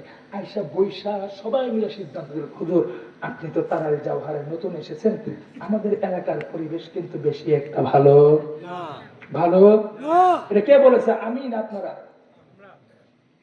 ভালো যে না এই কথাটা বলতেছে কি? আমি না আপনারা? আবার বললেন না হুজুর দূর থেকে এসে আপনাদেরকে খারাপ বলে গেছে। তো ইমাম সাহেব বলতেছে, কয় এখন যদি ভালো না হয় তাহলে আমি কি করতে পারি? তো সবাই মিলে সুন্দর করে একটা প্রশ্নের জবাব দিল, হুজুর কালকে যেহেতু জুমার নামাজটা পড়াবেন, আপনার বয়ান তো আমরা দূর থেকে অনেকের কাছ থেকে শুনে আপনাকে ইমামতি দিয়েছি, চমৎকার আলোচনা করেন, দোহাই লাগে আপনি যদি কোরআন হাদিস থেকে একটু আলোচনা করতেন। কোত্থেকে কথাটা বুঝলেন? একজন আলেমকে নির্দেশ দিল কোরআন হাদিস থেকে। হুজুর প্রথম ভাবে একটু কষ্ট পেয়েছেন, কিরে আমি ইবতিদায়ী থেকে কাফিয়া শরহ বেকায়া পর্যন্ত পড়েছি জামিয়া এমদাদিয়ায়, এমদাদিয়া শেষ করে আমি হাটাজারি অথবা দাওরা যাত্রাবাড়িতে আমি দাওরা শেষ করেছি, সর্বোচ্চ লেভেলের শিক্ষা গ্রহণ করার জন্য প্রয়োজনে তাকে আমি মিশর গিয়েছি, কোনোদিন তো আমি স্কুলে যাইনি। তাহলে আমাকে কোরআন হাদিস থেকে আলোচনা করতে বলো, তার মানেটা কি? আমি কোরআন হাদিস পড়ি না? হুজুর প্রথম পর্যায়ে কষ্ট পাইলো, আবার দ্বিতীয় পর্যায়ে আবার ওনার মনে হয়ে গেল, কিরে আমি না সপ্তাহ শুরুতে এসে সভাপতি হিসাবে বাসায় খানা গেছিলাম, ওনার 2টা সন্তান নামাজ বাসায় পড়ে, উনি না আমাকে মেহমানদারি করছে, উনি তাবলীগের লোক। উনি ভাবছে, এখন আবার আরেক ধারণা করছে, মনে হয় এলাকার সবাই মনে হয় তাবলীগ করে, কারণ তাবলীগের মার্কাজের মধ্যে তো সব কোরআন হাদিস দিয়ে আলোচনা হয়, শুধু পার্থক্য এতটুকুই, ওরা কোরআন হাদিস উচ্চারণ করে না, খালি নং বলে। রাস্তে বলে নং বলে, ওরা হাদিস উচ্চারণ করে না, কারণ ওদের পক্ষ থেকে অনুমতি নাই, যেহেতু ওরা পড়ে নাই, এই জন্য বাংলা তর্জমা করে আর নং বলে। তাহলে হুজুর ভাবতেছে, তাহলে মনে হয় ওরা কোরআন হাদিসের আলোচনা শুনে অভ্যস্ত, তো এই জন্য মনে হয় আমাকে ধারাবাহিক আলোচনা করতে হবে। এখন ইমাম সাহেব খুশি, ওই যে ভাত খাইছিল না ভুলে গেছে, এখন না খায়া না ঘুমায় সারা রাত জাগ্রত হয়ে ফজর আজান পর্যন্ত বয়ান মোতালা করেছে। আলহামদুলিল্লাহ বলে। বয়ান কি মোতালা করেছে শুনেছেন? কোরআন থেকে সর্বপ্রথম আয়াতটা নিয়েছেন, আহাল্লাহুল বাই'a ওয়া হাররামার রিবা। আল্লাহু আকবার বলেন। কোরআন হাদিস থেকে যৌক্তিক আলোচনা করবার জন্য এই আয়াত যখন উচ্চারণ করে তিনি মুতালা করতেছিলেন, জুমার স্টেজে পরের দিন বসে সর্বপ্রথম আলোচনা করেছেন ঘুষখোর দুর্নীতিবাদ। আর আজ তখন সমস্ত কমিটির মাথা নিষেধ দিয়ে, জনগণ তো খুশি, আর কমিটির মাথা নিষেধ দিয়ে চাইলাম কি আর হইল, চাইলাম কি আর হইল কি? তো ওই সমস্ত কমিটির তো এমন লোক, আমাদের জুমার মসজিদে সবাই জিলাপি আনে, কি জন্য জানেন? ওরা সবের জন্য আনে না, ওরা জিলাপি আনে অধিকাংশ এই নিয়তে যে আমাদের বাচ্চা কাচ্চারা মসজিদে আছে, ওরা খাবে। কি জন্য আনে সে নিজেও জানে না। মসজিদে জিলাপি আনে কেন? অনেকে সবের নিয়ত করে না, ওরা জানে যে আমাদের এলাকার ছোট ছোট বাচ্চারা আছে, ওরা জিলাপি খাবে, এই নিয়তে জিলাপি আনে অধিকাংশই। তো আনে যেহেতু আমাদের কিছু কিছু মুরব্বীরা দায়িত্বশীল কমিটিরা আছে, ওরা নিজেদের পরিবারের কথা বলে পাওয়ার দেখায় 10টা-15 করে আলাদা করে নিয়ে যায়। তো ওই দিন কমিটির সিদ্ধান্ত নিয়েছে, আজকে জিলাপি খাবো না, আজকে কি করবো না, জিলাপি খাবো না। 3-4 জন ইমাম সাহেবের পিছনে বসছে। ইমাম সাহেব তো জানে না ঘটনা কি হয়েছে, উনি তো আস্তে আস্তে নামাজ পড়ে আল্লাহ বিল্লাহ করে জিকির করে পিছনের দিকে তাকায় দেখে বড় বড় 2 নেতা কর্মী এখানে বসা, যারা ওনাকে ইমামের মধ্যে নিয়োগ দিয়েছিলেন। জিজ্ঞেস করলো, মুহতারাম আপনাদের কি হয়েছে? ওনারা বললো যে হুজুর, আমি যে কিশোরগঞ্জ থেকে, হ্যাঁ ওই যে নান্দাইল চৌরাস্তায় গিয়ে, এই তারাইল থেকে গিয়ে ওখানে গিয়ে নেতৃত্ব দিয়ে ভৈরব থেকে আসা টাকগুলোর কাছ থেকে 400-500 করে টাকা চাঁদা খাই, এগুলো আপনাকে বলছে কি? এই কথা আপনাকে বললো কে? আরেকজন বলতেছে, হুজুর আমি যে তারাইল থানার দায়িত্ব আছি, মাঝে মধ্যে হুন্ডার মামলা আমার কাছে আসে, লাইসেন্সের মামলা আসে, যেই মামলা 500 টাকা দিয়ে ছেড়ে দিলে গরিবদের অসহায়দের কাজ হয়ে যায়। কারণ এমন হুন্ডার আছে যে হুন্ডারের দামই হচ্ছে 15 থেকে 20,000 টাকা। তাহলে কোন ফ্যামিলির লোক হলে 20,000 টাকা হুন্ডা চালাতে পারে? পেট্রোল তাকিদে নিশ্চিত ওরা হুন্ডারে মামলা দিয়েছে যে 3 থেকে 4,000 টাকা। হ্যাঁ, এসে বলতে যে মামলা আমি 500 টাকা মারলেই হয়, ওটা আমি 4,000 করে খাই, দাম ধরে করছে বেটা। ইমাম সাহেব তো করছে বিভাগে, কি আমি আসলাম মাত্র, আমার আবার এগুলা কইবে কি? এখন সব কমিটির একত্রিত মিলে বলতেছে হুজুর তো নতুন একটু শরম পাইতেছে, আর নতুন বউ শরম বাঁধতে একটু সময় লাগে। এই জন্য ইমাম সাহেবের কানে কানে গিয়ে সুন্দর করে বলে দিল, হুজুর মুসল্লিরা জানবার আগে, সমাজের ফিতনা সৃষ্টি হওয়ার আগে, আসরের নামাজের আগে বিদায় নিলে ভালো হয়। কথা বলেন, সমাজকে ভাঙতে হবে। কোন ব্যক্তির আদর্শের মাধ্যমে কোন মসজিদের ইমাম সাহেবকে বিদায় করার কারো কোনো অধিকার নয়। তোমাদের দল পরিবর্তন হবে, আগের দলের লোকগুলা চাপে পড়ে আবার অন্য দলে রূপান্তরিত হবে। ইমাম সাহেবের বক্তব্য পছন্দ না হলে তোমরা ইমামকে বিতাড়িত করবে। এমন সমাজ বাংলাদেশের মানুষ আর দেখতে চায় না। কোন ইমামকে বিদায় করতে হলে সর্বোচ্চ কমিটি মুসল্লিদেরকে সামনে রেখে ইমাম সাহেবের সর্বোচ্চ দুষ্ত্রুটিগুলো মুসল্লিদের সামনে মুক্ত করতে হবে। মুসল্লিরা তাদের ডান হাতের মাধ্যমে সিদ্ধান্ত নেবে, এরপর ইমাম সাহেব বিদায় হবে। কথা ঠিক না বেঠিক? মগের মূল্য পেয়েছেন, ইমাম সাহেবদেরকে কানে ধরে ধরে উঠাবেন আর বসাবেন। আপনারা হয়তো নেতৃত্ব দুনিয়া দিতে পারেন, আমি আপনাদের কল্যাণের জন্য বলতেছি। যদি এই আচরণ করে থাকেন, কিয়ামতের ময়দানে আল্লাহর কাছে ধরা খাবেন, তওবা করেন। কথা ঠিক না বেঠিক? এখন ইমাম সাহেবের ব্যাপারে যখন এই সিদ্ধান্ত জানিয়েছে, ইমাম সাহেব তো অসহায় মানুষ, দূর থেকে আসছে, আমার কিছুই বলতে পারে না, চুপ করে নিবেদন হয়ে গেছে। এখন ছোট ছোট বাচ্চারা এসে দিকে, হুজুর আমরা হুজুর কই, আমরা গত ইমাম সাহেবের কাছে অর্ধেক পড়া শিখছি, ভুলে গেছি, আবার নতুন করে পড়া শিখছি। আপনাদের গুতাগুতির কারণে কি আমরা ধর্মীয় জ্ঞান থেকে শিখতে পারবো না? পোলাপানগুলো রাগ করার মসজিদে আসে না,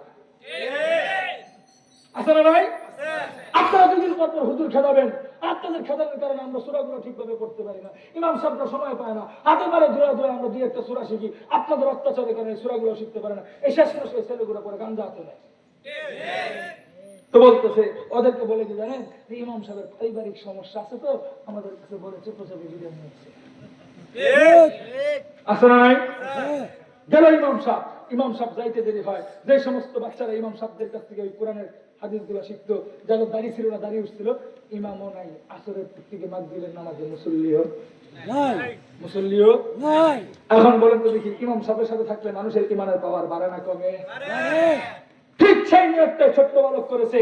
ধর্মীয় গুরুর কাছ থেকে ধর্মীয় জ্ঞান শিখবে। এই জ্ঞান যখন শিখতে শুরু করলো, দিন দিন তার ইমানের পাওয়ার বাড়তেছিল। এখন আল্লাহকে প্রশ্ন করে, আল্লাহ আমি একাকারে শিখেছি, কিন্তু এই বন্ড যা আমাদের খোঁজা নাই, এটা প্রমাণ করবো কি করে? আমাকে সেই শক্তি দান করো। আল্লাহ তার দোয়া কবুল করে নিয়েছে। হঠাৎ করে ছোট্ট এই বালক একদিন বাদশার দরবারে যাবে, যাওয়ার সময় রাস্তার পথে দেখলো মাঝখানে বিশাল বড় একটা চৌরাস্তার মাঝখানে একটা হিংস্র প্রাণী বসা। যেই প্রাণীটাকে ভয় করে ময়মনসিংহের মানুষ ভৈরব যাইতে পারতেছে না, ভৈরবের মানুষগুলা ময়মনসিংহ যাইতে পারতেছে না, তারালের মানুষগুলা কিশোরগঞ্জ হুসেনপুর যাইতে পারতেছে না, গফরগাঁও যাইতে পারতেছে না, গফরগাঁওয়ের মানুষগুলো তারাই ঢুকতে পারতেছে না। চৌরাস্তার মাঝখানে একটা বিপাকে পড়ে গেছে। বিপাকে যখন পড়ে গেছে, সমস্ত মানুষ ঐক্যবদ্ধ হয়ে দেখতেছে, কিরে এখানে কি করা যায়। ছোট্ট বালক ওইখানে নামার পর দেখলো, কিরে এত বড় কাহিনী দেখার পর শুকরিয়া আদায় করতেছে আল্লাহর কাছে, আল্লাহ এবার আসল খোদাকে প্রমাণ করার সময় এসেছে। আওয়াজ করে বলেন আল্লাহু আকবার। আসল খোদাকে তার রূপ ধারণ করবার সময় এসেছে। আল্লাহ আমি তোর জাতি নামের সিফাত নামের উপর ভরসা করে ছোট্ট একটা পাথর নিয়ে হিংস্র প্রাণীর উপর নিক্ষেপ করো, প্রাণী যেন মরতে দেরি না হয়। ছোট্ট বালক আল্লাহর কাছে দোয়া করতে দেরি হয়েছে, কবুল হইতে দেরি হয় নাই। ছোট্ট এই বালক আল্লাহর প্রতি ভরসা করে ছোট্ট একটা পাথর নিয়ে যখন হিংস্র প্রাণীর উপর নিক্ষেপ করেছে, নিক্ষেপ করতে দেরি হয়েছে, সাথে সাথে ওই হিংস্র প্রাণী দুনিয়াতে মৃত্যুবরণ করতে দেরি হয় নাই। আওয়াজ করে বলেন আল্লাহু আকবার। এই কাহিনী যখন ঘটাইছে, বলুন তো দেখি উপস্থিত সবাই দেখে কি দেখে না? দেখবার পরে সবাই জিজ্ঞেস করতেছে, একজন আরেকজন কানে কানে জিজ্ঞেস করে, কিরে এতটুকু একটা বালক এতটুকু একটা পাথর নিয়ে এত বড় একটা প্রাণী মেরে ফেলেছে, নিশ্চিত ওর ভিতরে কিছু আছে। বলেন, এই জিনিসগুলো বাংলাদেশের মানুষ ধারণা করতেছে। এতটুকু একটা বালক এতটুকু একটা গলা দিয়ে নেত্রকোনা পূর্বতলা থেকে করে চিল্লানি দিলে দেশের রাষ্ট্রপতি প্রধানমন্ত্রী সহ কাফে, বোঝা যায় রফিকের ভিতরে কিছু আছে। কথা ঠিক না বেঠিক? এই ধারণা করে ওরা জিজ্ঞেস করছে, কিরে বাবা তুমি এত বড় ক্ষমতা করতে গিয়ে দেখায় না? ছোট্ট বালক মুখে আঙ্গুল দিয়ে বলতেছে, খবরদার ঘটনা দেখাইছে আমি ঠিক, ঘটাইছেন কে? কথাটা বুঝেন, এই কথা দ্বারা মানুষের ইমানে শিখতে হয়। ঘটনা দেখাইছি আমি, ঘটাইছেন কে? আরে এই কথাটাই আমার কিছু মাজারপন্থী ভাইরা ওরা এটা বিশ্বাস করতে চায় না। আমরা বলি পীররা মাঝে মধ্যে অনেক কিছু দেখান, কিন্তু ঘটান কে? কিন্তু ওদের বিশ্বাস পিড়ি দেখায়, পিড়ি ঘটায়, কাজে কোনো কিছু চাইতে হলে মাজারে যাইতে হবে। আপনারা হয়তো বলতে পারেন আপনাদের এলাকায় মনে হয় এরকম লোক নাই। আমরা বলতে পারি যে ফরিদপুরে মাজারে গিয়ে কয়টা তারাইলের বাস থাকে? কথাটা বুঝেন? হ্যাঁ আমরা জানি, কিন্তু ওদেরকে শিক্ষাটুকু দেওয়া দরকার। আমরা বুঝাই দিয়ে যাই, বিরুদ্ধচারণ করে নয়। কথাটা পরিষ্কার বুঝেন। আমরা পীর আউলিয়াদেরকে মানি। এখনো পর্যন্ত কিশোরগঞ্জে ঢুকলে আনোয়ার শাহ সাহেবের কবর জিয়ারত করি। এখনো পর্যন্ত কিশোরগঞ্জে ঢুকলে কিশোরগঞ্জের আনোয়ার শাহ সাহেবের কবর জিয়ারত করবার চেষ্টা করি। আবুর রহমান খানের কবর জিয়ারত আমরা করবার চেষ্টা করি। ব্রাহ্মণবাড়িয়াতে ঢুকলে মুফতি নুরুল্লাহ সাহেবের কবর জিয়ারত করবার চেষ্টা করি। ব্রাহ্মণবাড়িয়াতে ঢুকলে মুফতি আমিনের কবর আমরা অনুসন্ধান করি। ব্রাহ্মণবাড়িয়াতে ঢুকলে বড় হুজুর রহমাতুল্লাহি আলাইহির কবর জিয়ারত করবার চেষ্টা করি। ময়মনসিংহে ঢুকলে বড় হুজুর ফজলুল হক সাহেবের কবর আমরা জিয়ারত করবার চেষ্টা করি। ময়মনসিংহে ঢুকলে বলিয়ার পীরের কবর জিয়ারত আমরা করবার চেষ্টা করি। আমরা যখন সিলেটে যাই, সিলেটের দরগা আমরা জিয়ারত করি। সিলেটে যখন যাই মরহুম বরুণা পীর সাহেবের বাবার কবর জিয়ারত করবার চেষ্টা করি। সিলেটে যখন যাই গহরপুরীর কবর আমরা জিয়ারত করবার চেষ্টা করি। হাটাজারি পথে যখন যাই হাটাজারি হযরতের কবর আমরা জিয়ারত করি। জুনায়েদ বাবনগরীর কবর জিয়ারত করি। শুধু তাই নয়, বাইজিদ মুস্তামির কবর পর্যন্ত আমরা জিয়ারত করি। কেন জিয়ারত করি? আমরা এই কথা বিশ্বাস করি পীর আউলিয়ারা ছিল, আছে, ওনারা না থাকলে দুনিয়া কিয়ামত হয়ে যেত। এজন্যই তো আমরা বিশ্বাস করি আমাদের পীর, আমাদের আকাবির গহরপুরের সিলেটের বিশ্বাস মাঝে মধ্যে আসরে ওযু করতেন সিলেটে, মাগরিবের জামাত করতেন ময়মনসিংহে। নৌ গাড়ি, নৌ সোয়ার, নৌ কোন ঘোড়া, তিনি তার নিজের গতিতে আসতেন। কিভাবে আসতেন দেখাইতেন, উনি ঘটাইতেন কে? এটা আমাদের বিশ্বাস, এটা আমাদের প্রাণ। কিন্তু ওদের বিশ্বাস হচ্ছে পিড়ি দেখায়, পিড়ি ঘটায়, কাজে কোনো কিছু চাইতে হলে পীরের কাছে চাইতে হবে। ছোট্ট বালকে ইশারা দিয়ে বললো যে এটা আমার আল্লাহ দেখাইছে। সবাই মিলে জিজ্ঞেস করলো তোর আল্লাহকে? ওরা তো ভণ্ড খোদাকে চিনে। তারা বলতেছে আমার একজন আল্লাহ আছে, যেই আল্লাহ আমার আল্লাহ, তোদেরও আল্লাহ, তাদের ভণ্ড খোদারও আল্লাহ। আওয়াজ করে বলেন আল্লাহ। আরে এই কথা যখন বলছে 16-17 বছর তখন একজনের তো মাল খায়, অন্য কারো কথা ভালোটা মনে পড়ে? কথা ঠিক না বেঠিক? তো 16-17 বছরে একজনে তো মাল খাইছে, গায়ে একটু লাগে, কি লাগে না? লাগবার পর চিন্তা করতেছে কি তোমার আল্লাহ যা আছে, তোমার আল্লাহর একটু কইবানি আমাদের শরীরের রূপ ভালো করে দিত। আওয়াজ করে বলেন আল্লাহু আকবার। এই কথা বলবার পরে ছোট্ট বালক, এই কথা বলবার পরে ছোট্ট বালক অনেক হয়ে গেছে, মানুষের ঘুম নেই। কথাটা বুঝেন, ছোট্ট বালক আল্লাহর কাছে ফরিয়াদ করে বলছে আল্লাহ বেঈমান বড় জাতে খারাপ। বলেন বেঈমান বড়? বলবেন হুজুর এটার উদাহরণ দেন। উদাহরণ দিমু? এই আমাদের এলাকায় হিন্দু ভাইরা আছে না নাই? কষ্ট পাইলে দাদা 2 হাত ধরে মাপ চাই। কিন্তু আমার কথাগুলো একটু যুক্তিকতা বুঝবার চেষ্টা করেন। আলহামদুলিল্লাহ অন্যান্য রাষ্ট্রের চাইতে আমরা মুসলিম সংখ্যাগরিষ্ঠ মুসলমান, তোমাদের প্রতি বৃহত্তর ধরনের আন্তরিকতার আচরণ আমরা করে থাকি। আমরা তোমাদের মতো উগ্রবাদী ইন্ডিয়ার মতো আমরা আচরণ করি না। যদি করতাম বাংলাদেশের একটা হিন্দুর অস্তিত্ব থাকতো না। তোমরা আমাদের মুসলমানদেরকে যেভাবে মসজিদ ভেঙ্গে উড়ায় দাও, আমরা যদি এভাবে ভাঙতে শুরু করতাম একটা মন্দির থাকতো না। তবে বুকে হাত দিয়ে আমাদেরকে ভালোবাসো, আমরা তোমাদেরকে মহব্বত করি। তারা ভালোবাসে দেখে দেখবেন এই হিন্দুরা এসা তাদের পূজার সময় আমাদের মুসলমান যুবকদেরকে দাওয়াত দেয় কি জানেন? লাকুম দীনুকুম ওয়ালিয়া দীন। ধর্ম যার যার। কারা দাওয়াত দেয়? হিন্দুরা এসে মুসলমানদেরকে দাওয়াত দেয়, ধর্ম যার যার, উৎসব সভা। এই কথা বলে আমাদের যুবকদেরকে ওদের পূজায় নিয়ে যায়, কি করে নিয়ে হিন্দুদের প্রস্তাব খাওয়ায়। আচ্ছা খাইছো, ভালো কথা। এখন আমাকে একটু জবাব দে, যেই বন্ধুর টানে তুই গেলি ধর্ম যার যার, উৎসব সভা, ওই বন্ধুরা একটু বুক টান করে দাঁড় করায় বলতো দেখে আমাকে এই রমজানের ঈদের মধ্যে তোর সাথে ওই ধরনের 2 জন বন্ধু এসেছিল? রমজান আসলো না, কুরবানি ঈদে তোর মাদের জবা করা হয় আমাদের মুসলমানদের মধ্যে, ওই দিন তো প্রশ্ন আসতে পারে না। 2 ঈদ বাদ দিলাম। আমাদের সমাজে যে বিয়ে হয়, খেয়াল করবেন, বিয়েটা মুসলমানে হলেও রীতিটা মুসলমানের নয়। কারণ আমাদের মুসলমানদের বিয়ের মধ্যে ছেলের বউ বাপে দেখতে পারে না, কথা বলে। কিন্তু আমাদের সমাজের একজনের বউ 10 বেটায় মিলে গায়ে টিপা হলুদ লাগায়। না হাসান মিয়া মিথ্যা বলছি আমি? বউ একজনের দলে কয়জনে? 10 জনে মিলে ওরা গায়ে হলুদ লাগায়। এই সংস্কৃতি তো মুসলমানদের ছিল না। যে বিয়ের মধ্যে আল্লাহর কোরআন এবং খুতবার কথা ছিল, সেই বিয়ের মধ্যে আগের দিন পরের দিন মাঝখানে 3 দিন ডিজে গান চলে। চললো ভালো কথা, এটা তো তাদের সংস্কৃতিতে হলো। হিন্দুয়ানি সংস্কৃতিতে ঘরের মধ্যে আবার দেখি মুসলমানদের ঘরের মধ্যে এখন দেখি পা দিয়ে রং দিয়ে ঘরে ঢুকে। আসলে নাই সব সংস্কৃতি এখানে হলো। আমি একটু হিন্দু ভাইদেরকে জিজ্ঞেস করতে চাই, ও হিন্দু ভাই আমার, তুমি না আমার জন্য অনেক দরদ করেছিলা, তুমি না আমাকে অনেক ভালোবাসতে, তুমি আমাকে বলেছিলে লাকুম দীনুকুম ওয়ালিয়া দীন। ও ভাই তুমি আমার বিয়েতে আসলে না কেন? তুমি আমার বিয়েতে আসলে না কেন? এখানে কোনো ধর্মীয় উৎসব ছিল না, সব উৎসবগুলো গাঁজাখুরি উৎসব ছিল, তুমি এখানে আসলে না কেন? প্রশ্ন আসবে, বেঈমান বড় জাতে খারাপ। কথা বলে আল্লাহর বলতেছে আল্লাহ বেঈমান বড় জাতে খারাপ, কাজেই ওদের সাথে আমরা তো পারবো না। এখন যদি ওদেরকে ভালো না করতে পারি, নিশ্চিত ওরা তোমার ধর্ম স্বীকার করবে। আল্লাহ সেই সুযোগটা দিও না। আল্লাহর কাছে ফরিয়াদ করে কুষ্ঠরোগী মানুষদের পিঠের মধ্যে হাত বুলাইতে দেরি হয়, সাথে সাথে কুষ্ঠরোগের মানুষ দুনিয়াতে সুস্থ হয়ে যায়। এই খবর চলে গেছে। ওই একজন চিকন বুদ্ধি দেনেওয়ালা লোক আছে, মনে আছে?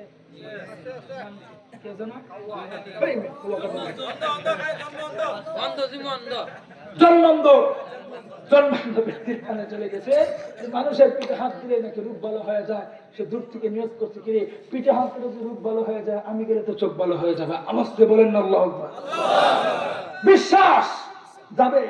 সেখানে যাওয়ার পর খেয়াল করেন, আসতে কাছাকাছি মনে করেন বাচ্চারা এখানে, অন্ধবৃত্তিটা প্যান্ডেলে বাহিরে প্রায় 20-25 হাত দূর থেকে চিনে ফেলছে। সুবহানাল্লাহ। বলবেন জন্মান্ধ কিছু দেখেন আবার চিনলো কেমনে? এই জবাব দিতে গেলে বাস আবার আমার উপর দিব।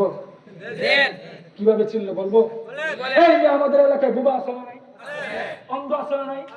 প্রতিবন্ধী আছে না নাই? খেয়াল করবেন, আমার চেয়ে তো আপনার চেয়ে ওদের মাথার ব্রেন গুলো অনেক ভালো থাকে। কথা বলেন? কারণ আপনার ভালো ছেলের দিয়ে যে কাজ না আদায় করতে পারেন, বুবার ওটা বেশি পারবে।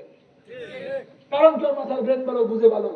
এটার মূল কারণ হচ্ছে আমাদের সমাজের বুবা প্রতিবন্ধীরা তো তোমার মতো আমার মতো 24 ঘন্টা ইউটিউব আর গুগল থেকে ইন্ডিয়ান নর্থ থেকে আর নেমতে বড় ফিলিং দেখে না, যেই কারণে আমাদের চেয়ে ওদের মাথার ব্রেন গুলো অনেক ভালো।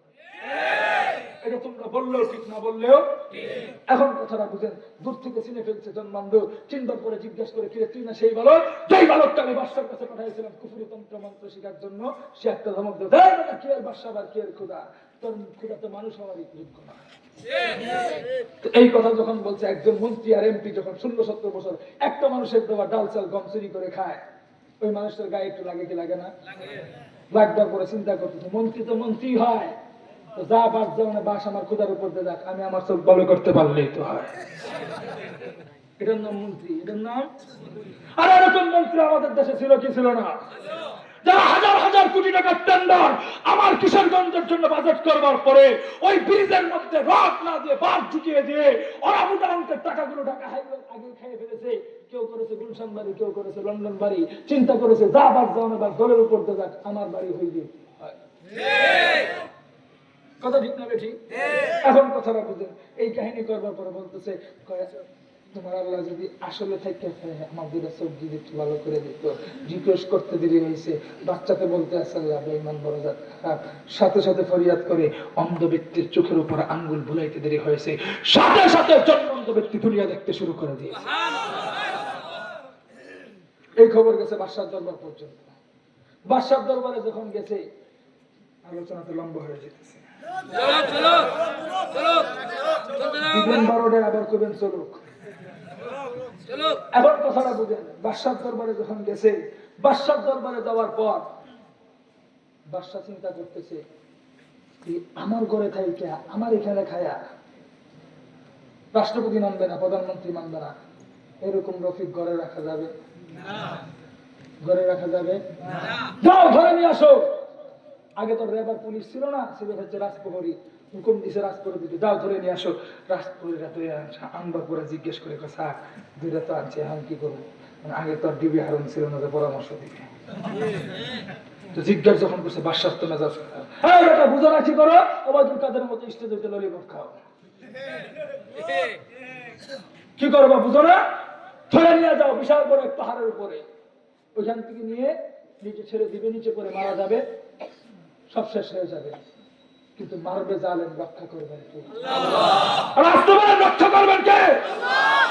সিদ্ধান্ত জালেম নিয়েছে, যাও ধরে নিয়ে যাও। আমার আল্লাহ পাহাড়কে হুকুম দিয়েছে, খবরদার আমার এক নিষ্পাপ নব্য মুসলমান, নৌ মুসলিম, নৌ ইমানদার, এই ইমানদার পাহাড়ের উপর আসতেছে, খবরদার ওর জন্য কোনো ক্ষতি না হয়। আমার আল্লাহ পাহাড়কে হুকুম দিতে দেরি হয়েছে, পাহাড় শুনতে দেরি হয় নাই। ছোট্ট এই বালক যখন পাহাড়ের উপর উঠলো, উঠবার পরে পাহাড় ছোট্ট এই বালকটাকে চুম্বকের মতো আকর্ষণ করে ধরে রাখলো। ভিন্ন দিক থেকে পাহাড় ভূমিকম্পের মতো এমন এক ঝাঁকুনি দিল, এক ঝাঁকুনির মাধ্যমে জালেম বাদশার সমস্ত সৈন্যবাহিনী গুলাকে আমার আল্লাহ কাউকে গাজীপুর কুড়াবাড়ির ফ্লাইওভারের নিচে ল্যাংটা করে দড়ি দিয়ে পিটায়া ঝুলায়া, এরপর কাউকে গাজীপুর ফ্লাইওভারের নিচে জুতা দিয়ে পিটায়া অসম্মান করে খুদার দরবার জাহান্নাম পর্যন্ত পাঠায় দিল। আর ছোট্ট এই বালককে নিরাপদে বাসের দরবারে ফিরে দিল। ফিরে যখন গেছে, যাওয়ার পর বাদশাহ বার চিন্তা করতেছে, কিরে লোক পাঠাইলাম 10 জন, আইলো মাত্র 9 জন, ব্যাপারটা কি? লোক পাঠাইছি 10 জন, আইলো মাত্র 1 জন, বাকি রয়েছে কয়জন? 9 জন। তো ছোট্ট বালক তো বুঝুক আর না বুঝুক, জেলে গেলেও কথা কয়, জেলে বাইরেও কথা কয়। কথা ঠিক না বেশি? এই মেয়ে, আপনারা রফিকের ভূমিকা দেখেছিলেন, জেলে গেছিল তখনও ভয় নাই, বের হওয়ার পরে পতন কিন্তু এখনো হয় না, তখনও কথা বলেছে। আল্লাহ সবার যে সব খেদমত নেন, আমি ওর পক্ষ নিয়ে কথা বলতে পারতেছি না। প্রত্যেকটা মানুষের ভালো দিক খারাপ দিক আছে। তুমি আরেকজনের খারাপ দুশ্চর্চা করবার আগে চিন্তা করি ওর ভালো কোনো গুণ তোমার ভিতরে আছে কিনা। এখন কথাটা বুঝেন তো, ব্যক্তি আদর্শ ব্যক্তির উপরে থাক, আর যে ভালো গুণটা আছে ওইটা আমি বললাম। এখন কথাটা বলেন, ছোট্ট এই বালক হুট করে বলে উঠলো, কি বলে উঠলো? আরে মিয়া, বাকি 9 জন কোথায় বুঝো না তুমি? একজনের খোদায় তো আসল খোদা, 9 জনের খোদায় বন্ধ খোদা। তো কাটা গায়ে লবণ ছিটানো, গায়ে লাগে কি লাগে না? বাদশার মাথা তো ফুল গরম, সিদ্ধান্ত নিল ওরে রাখা যাবে না, আবার ধরে নিয়ে যাও, আবার ধরে নিয়ে যাও। এখন জিজ্ঞেস করে, এখন কই নিয়ে যাবো? তো বিশাল বড় একটা সাগরের উপর নিয়ে যাওয়া, নিয়ে যাওয়ার পর নৌকার মধ্যে উঠাবা, উঠায় সাগরের মাঝখানে ছেড়ে দিবে, নিচে পড়ে যাবে। মারবে জালেম, রক্ষা করবেন কে? জালেম মারার সিদ্ধান্ত নিয়েছে। ছোট্ট বালকটাকে যখন সাগরের মাঝখানে নিয়ে যাবে, আমার আল্লাহ নৌকাকে বলে দিবে, হে নৌকা, এটা মুজিব সাহেবের প্রতীক নয়, আমি আল্লাহর দেওয়া এক নৌকা, হুকুম তুই আমার মানবি, খবরদার ছোট্ট বালকের জন্য কোনো ক্ষতি না হয়। এই কথা যখন বলেছে, বলার পর নৌকা শুনতে দেরি হয় নাই। ছোট্ট বালকটাকে ঠিক সাগরে মাঝখানে যাবার পর নৌকা ছোট্ট বালকটাকে চুম্বকের মতো টানা ধরছে। ভিন্ন দিক থেকে সাগর এমন এক ঢেউ উঠেছে, এক ঢেউয়ের চাপের কারণে সমস্ত জালেম সৈন্যবাহিনী গুলা, কেউ বিচারপতি মানিকের মতো কলা গাছে শুয়ে পড়ছে, কেউ সাদা সাদা দাড়িগুলোকে কেটে কিনফ্লেপ করে ফেলেছে, যার যার অবস্থান থেকে তারা ভিন্ন রকম রূপ ধারণ করেছে। এক পানির ধাক্কায় ফেরাউনের মতো চুবানি খেয়ে খুদার দরবার জাহান্নাম পর্যন্ত পৌঁছে গিয়েছে। তো জাহান্নাম পর্যন্ত যখন পৌঁছে গিয়েছে, আমার আল্লাহ ছোট্ট বালকটাকে নিরাপদে বাদশার দরবারে ফিরে এসেছে। বাদশার দরবারে যখন গেছে, এখন বাদশার মাথা ঠান্ডা না গরম? কেমন গরম? 4 আগস্ট। কত আগস্ট? পরে কত? দেখানো হয় নাই, মাথা গরম। 4 আগস্ট কি করবে বুঝতে পারতেছে না, সাথে সাথে সিদ্ধান্ত নিল। যখন দেখতেছে তার মাথা গরম, তখন কিন্তু বলেছিল যে আমাদের কিছু দাবি দেবা মানলেই শেষ হয়ে যাবে, কোনো কিছুই মানে নাই। এরপরে বাদশা যখন ছোট্ট বালক দেখতেছে মাথার নিয়ন্ত্রণ হারিয়ে ফেলছে, প্রয়োজনে 10 লাখ মারবে, কয় লাখ, তারপরে গতি দখল করবে। এই জিনিসটা যখন ছোট্ট বালক বুঝতে পারছে, বুঝার পরে এরপরে না মানুষ বলেছে বুক পেতেছে গুলি করে, এত সহজে না। যখন বলছে যে তারাই ফেলবে, তখন বলছে বুক পেতেছে গুলি করে, এত সহজে কেউ বুক পাতে না মিয়া। তো এই সিদ্ধান্ত যখন পৌঁছে গেছে, তখন ছোট্ট বালক বলছে, এই তুমি আমার মারবা, এত টেনশন করতেছো কেন, তুমি আমার কথা শোনো। তো বাদশার মাথার স্ক্রুপ ছিল ঢিলা, বুঝতে পারে না ছোট্ট বালক কি পানি খাওয়াইতে চাইতেছে। এটাই যদি বুঝতে পারতো তাহলে পাড়ার ধরে ডিবি হারুনের ওখানে ভাত খাওয়াইতো না। এখন কথাটা বুঝলেন, কি করতে চাচ্ছে সেটা বুঝতে পারে নাই। ছোট্ট বালক বলতেছে, তুমি যদি আমাকে মারতে চাও তাহলে কিছু শর্ত আছে, শর্তটা মানতে পারলে তুমি আমাকে মারতে পারবে। বাদশা বলতেছে, কি শর্ত? তোর সমস্ত শর্তগুলো আমি মানবো, তারপরে তোরা আমি এখানে রাখবো না, কারণ এই বাংলার মধ্যে রাজাকার জঙ্গিবাদের কোনো ঠাঁই নেই। ছোট্ট বালক বলছে, ঠিক আছে আপনাকে মানলাম, আপনি আমাকে যা বলবেন তাই তো মানতে হবে, এবং ক্ষমতা আপনার হাতে। কিন্তু আমি কথা বলি, আপনি আমার কথাগুলো শুনবেন, আপনি আমাকে মারতে পারবেন। বাদশা বলতে কি কথা, আপনি আপনার এলাকার যত চেলাচামান্ডা আছে যারা আপনাকে সবসময় তলমৈতন করে সবগুলোকে একটা মাঠের মধ্যে রাখবেন, সব একসাথে রাখবেন। ডাকার পরে ওদের জন্য বিশাল বড় একটা ভাতের হোটেল দিবেন, ওরা এখানে খানা খাবে। খানা খাওয়ার পর আমার জন্য বিশাল বড় একটা ফাঁসির মঞ্চ তৈরি করবেন। যেই ফাঁসির মঞ্চগুলোতে অথবা আপনি তীর নিক্ষেপ করার জন্য একটা শুল তৈরি করবেন, যেখানে আপনি নিজের হাতে তীর মারবেন। আমাকে মারবার সময় ছোট্ট একটা শর্ত মেরে শুধু তীরটা মারবেন, আমি হত্যা হয়ে যাবো। বাদশা বলছে কি শর্ত? শর্তটা হচ্ছে যখন তুমি আমাকে মারবা, তীর মারবার সময় একটা কথা বলবা, আমি এই ছোট্ট বালকটাকে হত্যা করতেছি সেই রবের নামে, যে রব গোটা কুল কায়নাতের সৃষ্টিকর্তা এবং আমি ভণ্ড খোদার সৃষ্টিকর্তা। আল্লাহু আকবার বলে। আরে আমাকে মারবার সময় শুধু বলবা, আমি ওই সত্তার নামে তোমাকে হত্যা করতেছি, যে সত্তা গোটা দুনিয়ার সৃষ্টিকর্তা এবং ভণ্ড খোদার সৃষ্টিকর্তা। এতটুকু বুলেট শুধু বের করে দিবা, আর কিচ্ছু বলতে হবে না। এটা বলবার পরে বাদশা বলতেছে স্ক্রিপ্ট তো বুঝে নাই, তো এই কথা আমি বলতে পারবো। এই কথা বললে কি হবে? এটা যদি আমার দেশের প্রধানমন্ত্রী যদি কোনোদিন বুঝতো, তাহলে হয়তো উনি কোনোদিন বলতেন না, চাকরি শুধু আমি মুক্তিযুদ্ধ সন্তানদেরকে দিব না, রাজাকারের বাচ্চাদেরকে দিব। এতটুকু কথা মুখ দিয়ে বের হয়ে গেলে পরিস্থিতি কতটুকু পর্যন্ত যাবে এটা যদি বুঝতেন, কোনোদিন বলতেন না। বলে তো ফেলছে, এখন তো বলতেছে ঠিক আছে আমি এটা মানতে পারবো। ধরে নিয়ে গেল, ওই শুলের মধ্যে উঠানোর পর বাদশা বলতেছে আমি ছোট্ট বালক হত্যা করতেছি সেই রবের নামে, যে রব আমি ভণ্ড খোদার সৃষ্টিকর্তা এবং ছোট্ট বালকের সৃষ্টিকর্তা। এই কথা বলে যখন তীর নিক্ষেপ করেছে, আল্লাহি বিল্লাহি কোরআনের আয়াতের শানে নজরগুলো খুঁজেন, কুতিলা আসহাবুল উখদুদিন নার যাতিল ওয়াকুদ।